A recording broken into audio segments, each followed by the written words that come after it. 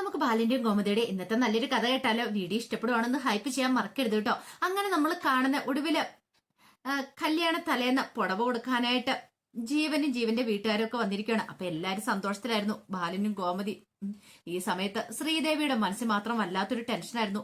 എന്ത് ചെയ്യണമെന്ന് പോലും ശ്രീദേവിക്ക് അറിയണ്ടായിരുന്നില്ല. കാരണം ഇന്നത്തെ ഒരു ദിവസം അവിടെ കഴിഞ്ഞു കഴിഞ്ഞിട്ടുണ്ടെങ്കിൽ നാളെ താന് ഈ വീട് വിട്ടു പോകേണ്ടതായിട്ട് വരും. അതൊക്കെ ഓർത്തിങ്ങനെ വിഷമിച്ച് നിൽക്കുന്ന സമയത്ത് മീനാക്ഷിയും ഇത്രയും കൂടെ അങ്ങോട്ടേക്ക് വരുന്നേ. മീനാക്ഷി വന്നിട്ട് ചോദിച്ചു, എന്താ ചേച്ചിയുടെ മുഖത്ത് എന്താ ഒരു വല്ലാത്തൊരു വിഷമം ഉണ്ടല്ലോ എന്ന് പറഞ്ഞു. അത് പിന്നെ ഇന്നൊരു ദിവസം അവിടെ കഴിഞ്ഞാൽ നാളെ പോകേണ്ട വരില്ലേന്ന് ചോദിച്ചു. നിങ്ങളൊക്കെ ഈ വീട്ടിൽ കാണും. നിങ്ങളൊക്കെ വീട്ടിൽ കാണുമെന്നോ? ഈ സമയം ആനന്ദ് ഇത് ശ്രദ്ധിച്ചു. അല്ല അപ്പൊ ചേച്ചി ഇത് അങ്ങോട്ട് പോവാ? ആനന്ദിന് മനസ്സിലായി ഇവളെല്ലാം വിളിച്ചു പറയുന്നു. അപ്പോഴേക്കും ആനന്ദ് ഓടി വന്നിട്ട് പറഞ്ഞു, അതോ ഇവള് പോകുന്ന കാര്യം അല്ലെന്നേ പറഞ്ഞത്. അനു പോവില്ലേ? അനു നാളെ കല്യാണം കഴിഞ്ഞ് വീട്ടിൽ നിന്ന് പോവില്ലേ? അപ്പൊ അതിനെക്കുറിച്ച് പറഞ്ഞ അതായിരുന്നോ?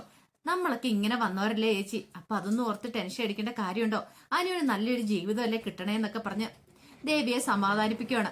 ദേവിക്ക് ഭയങ്കര സങ്കടമായിപ്പോയി. എന്തേലും പറയാനും പ്രവർത്തിക്കാനും പറ്റുമോ? ഇതേ സമയം പുടവ കൊടുക്ക ചടങ്ങൊക്കെ ആരംഭിക്കാൻ തുടങ്ങുവാണ്.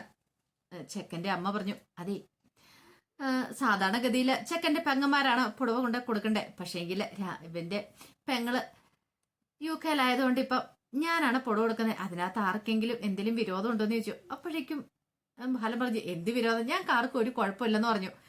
അങ്ങനെ അനുവിന് ജീവന്റെ അമ്മ പുടവ കൊടുക്കുവാണ്. അപ്പോഴേക്കും ഗോമതി മോളെ കാല് തൊട്ട് അമ്മയുടെ അനുഗ്രഹം മേടിക്കാനായിട്ട് പറഞ്ഞു.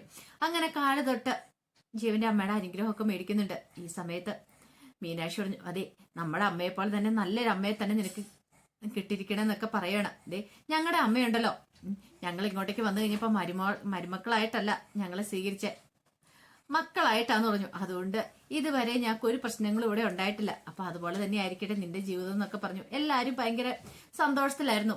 പിന്നീട് ജീവന്റെ അടുത്ത് പോയിരിക്കുവാണ് അനു. ഈ സമയത്ത് കോള് വരുന്നുണ്ടായിരുന്നു, അലോകിന്റെ കോള്. അപ്പൊ സുകന്യക്ക് അലോകിന്റെ കോള് വന്നുകൊണ്ടിരിക്കുക. സുകന്യാണെങ്കിൽ അനുവിനെ നോക്കുക. പിന്നീട് അനുവിനെ വിളിച്ചോണ്ടിരിക്കുക. അനുവിന് അവിടെ ഇരിക്കാൻ തോന്നില്ല. വല്ലാത്തൊരു ബുദ്ധിമുട്ടായിപ്പോയി. എന്ത് ചെയ്യണമെന്ന് പോലും അറിയത്തില്ല.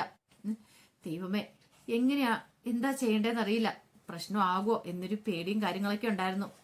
അങ്ങനെ കുറെ സമയം കഴിഞ്ഞു കഴിഞ്ഞപ്പോഴത്തേനും അനുവിന്റെ അടുത്തേക്ക് അനുമുറിയിലേക്ക് വന്നു. അനുവിന്റെ അടുത്തേക്ക് സുകന്യ വരുന്നുണ്ട്. സുകന്യ വന്നിട്ട് പറഞ്ഞു, അലോക ലൈനില്ല, അലോകൻ നിന്നോട് സംസാരിക്കണമെന്ന്.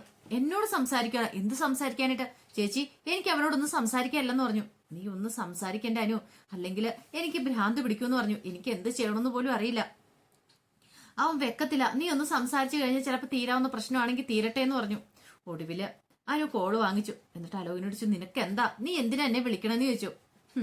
എന്താന്നോ, എന്നെ നൈസായിട്ട് തേച്ചിട്ട് വേറൊരു വിവാഹം കഴിച്ച് സുഖമായിട്ട് ജീവിക്കാന്ന് വിചാരിച്ചില്ലേ? അത് ഈ ജന്മത്തിൽ നടക്കില്ല എന്ന് പറഞ്ഞു. അലോകെ നിനക്ക് എന്താ വേണ്ടേ? നീ എന്നെ വെറുതെ വിട് എന്നൊക്കെ പറഞ്ഞു. വെറുതെ വിടാനോ?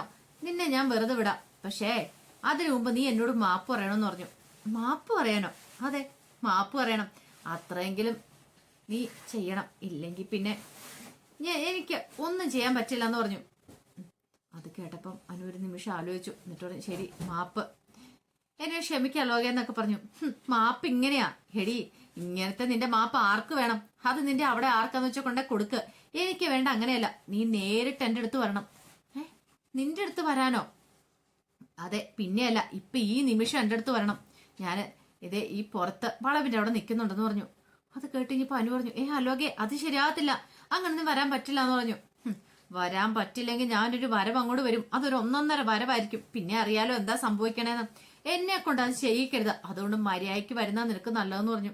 അലോകെ പ്ലീസ് അലോകെ എന്നെ വെറുതെ വിട എന്ന് പറഞ്ഞു. നിന്നെ വെറുതെ വിടാനോ? ഞാൻ പറഞ്ഞല്ലോ, വന്ന് നീ മാപ്പ് പറയുവാണെങ്കിൽ നിന്നെ ഞാൻ വെറുതെ വിടും. അല്ലെങ്കിൽ നിന്നെ ഞാൻ വെറുതെ വിടാൻ പോകുന്നില്ല.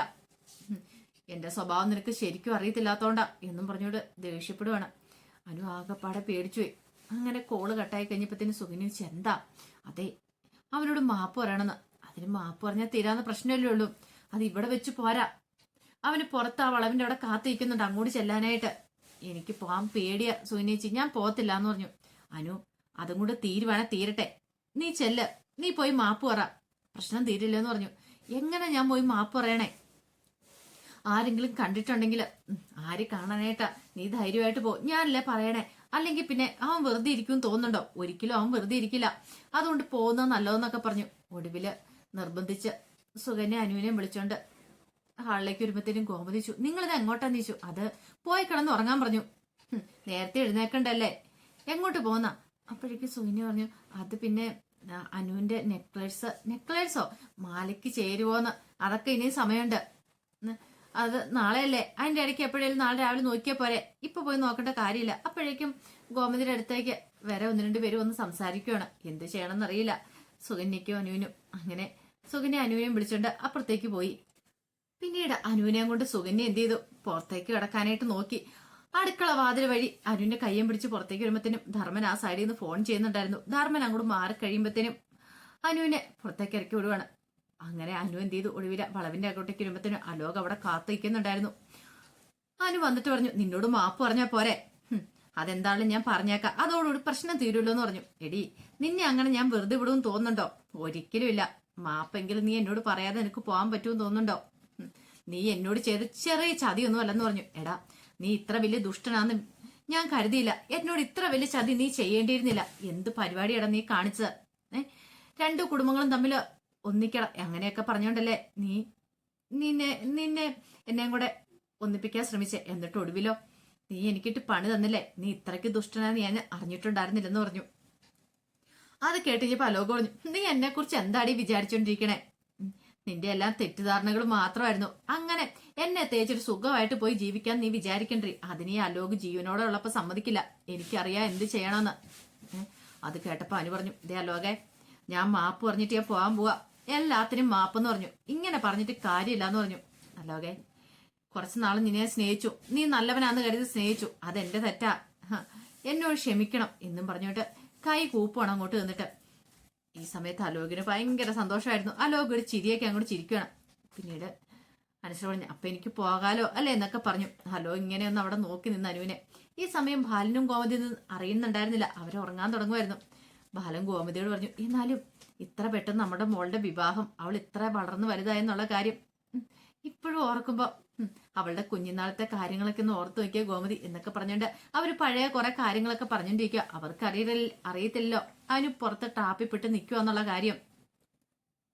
മാപ്പ് കിട്ടിക്കഴിഞ്ഞപ്പോഴത്തേനും അലോക് എന്ത് ചെയ്തു, പതുക്കെ അനുവിനോട് പറഞ്ഞു, അപ്പൊ എന്താ നമ്മൾ പോകുമല്ലേന്ന് ചോദിച്ചു. എങ്ങോട്ട്? ഹെടി, നീ ഇതുപോലൊരു മരം വണ്ടിയായി പോയല്ലോ. നീ എന്ത് വിചാരിച്ചാ എന്റെ അടുത്തേക്ക് വന്നേ? നിന്നെ ഞാൻ വെറുതെ വിടുന്നു. ഒരിക്കലും ഇല്ലടിന്ന് പറഞ്ഞു. ഇങ്ങോട്ട് വാടിയെന്ന് പറഞ്ഞ് കയ്യിലേക്ക് പിടിക്കാൻ തുടങ്ങുമ്പോ അനു ഓടുവാണ്. അലോക് പിന്നാലെയും ചെന്നു. പക്ഷെ അനുവിന് എന്ത് ചെയ്യണമെന്ന് അറിയണ്ടായിരുന്നില്ല. കുറച്ച് ദൂരം ഓടിക്കഴിഞ്ഞപ്പോഴത്തേനും ഒരു കാർ അങ്ങോട്ട് വരുവാണ്. കാറിന്റെ മുന്നിലേക്ക് അനു പേടിച്ചണ്ടങ്ങ് നിൽക്കുവാണ്. ആ സമയം അലോക് പിന്നാലെ വന്നു. കാറിനുള്ളിൽ നിന്ന് 1-2 ചെറുപ്പക്കാരിറങ്ങി. അനു പറഞ്ഞു, എന്നെ രക്ഷിക്കണം. പിന്നീട് അവരുടെ മുന്നിലേക്ക് നിന്ന് കൈ കൂപ്പാണ്. എന്നെ എങ്ങനെയെങ്കിലും രക്ഷിക്കണമെന്ന് പറഞ്ഞിട്ട് അത് കേട്ട് കഴിഞ്ഞപ്പോഴത്തേന് അവന്മാരെ അലോകിനെ ഒന്ന് നോക്കി ചിരിക്കുകയാണ്. അത് അലോകിന്റെ ഗുണ്ടകളായിരുന്നു. അലോക് പറഞ്ഞിട്ടായിരുന്നു അവന്മാര് വന്നിരുന്നേ. പക്ഷെ അതറിഞ്ഞു കഴിഞ്ഞപ്പോഴത്തേനും അലോകിനെ നോക്കിയിട്ട് അനു അവിടുന്ന് രക്ഷപ്പെടാനായിട്ട് ശ്രമിക്കുന്നുണ്ട്. പക്ഷെ അവന്മാരെ തോൽപ്പിച്ച് അനുവിന് അവിടുന്ന് പോകാൻ സാധിച്ചിട്ടുണ്ടായിരുന്നില്ല. അപ്പൊ അതിന്റെ കഥകളൊക്കെയാണ് ഇന്ന് കാണുന്നത്. ഇതിന്റെ ബാക്കി വിശേഷങ്ങളുമായിട്ട് വൈകുന്നേരത്തെ പ്രൊമോയി വരാട്ടോ. ഒരിക്കൽ കൂടി എല്ലാവർക്കും ശുഭദിനം നേർന്നോട് നിർത്തുന്നു. നന്ദി.